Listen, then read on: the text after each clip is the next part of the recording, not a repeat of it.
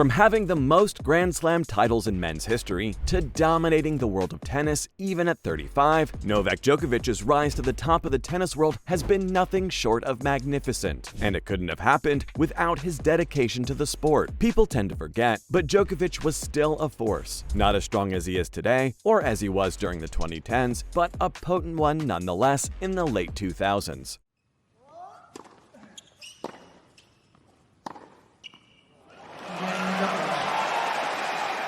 The thing standing between the young Serb and world domination was his health. We're talking way too many nagging injuries that would force him to retire from games and sit out tournaments. Something had to change, and something definitely did. Djokovic committed himself to a stringent routine that would mean many sacrifices. But should he make it work, the result would be at least a couple of Grand Slams and many more trophies on the table.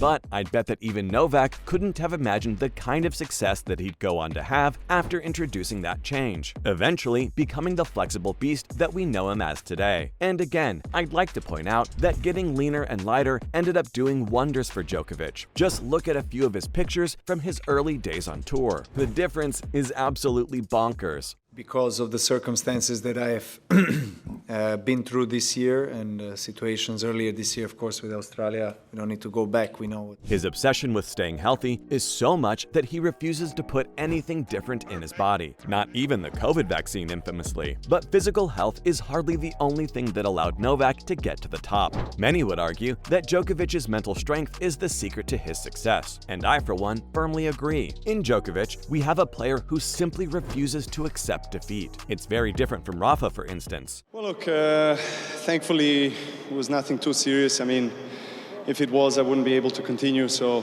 I just... Nadal refuses to lose a game. He'll fight for every point and fight till the very end. But Djokovic knows when he's beaten and knows when it's all done and dusted. He decides that, you know what, I'm gonna crank it up now. Let's see if you can deal with that. It happens most of the time. Even the most prominent players don't tend to have an answer from that Djokovic onslaught.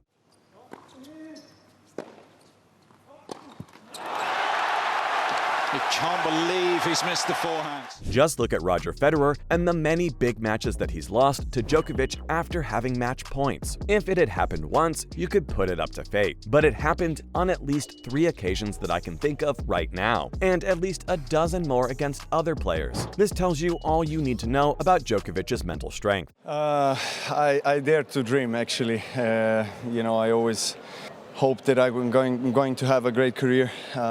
Of course, it massively helped Novak because he was always starting well behind the other members of the Big Two. When he'd finally gotten his hands on the first Grand Slam of his career, Federer had a massive lead. Most players would have had some realistic goals and expectations from that point onward. Not Djokovic, though. He wanted it all, and he got it. With his 10th Australian Open crown, Djokovic tied Nadal for the most Grand Slams in men's history. He is not just the heir to greatness, he is greatness.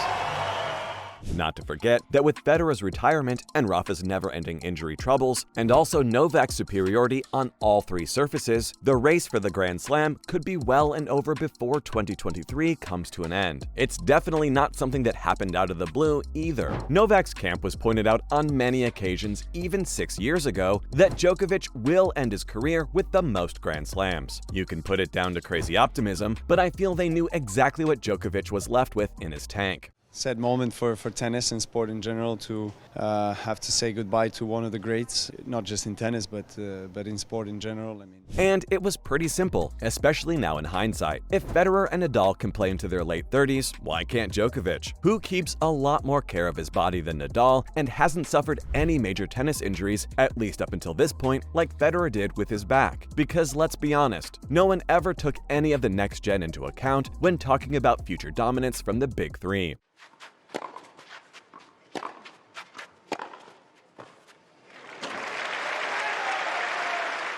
The gulf between the two groups has always been too big for them to pose any kind of threat, and Novak's latest success in Australia is the biggest example. I mean, he literally wasn't even at 100%. The Serb was battling an injury throughout the tournament, which even put his participation at risk, and he ended the tournament dropping only one set. Unbelievable. And now, whatever Djokovic accomplishes will be something that has never been done before.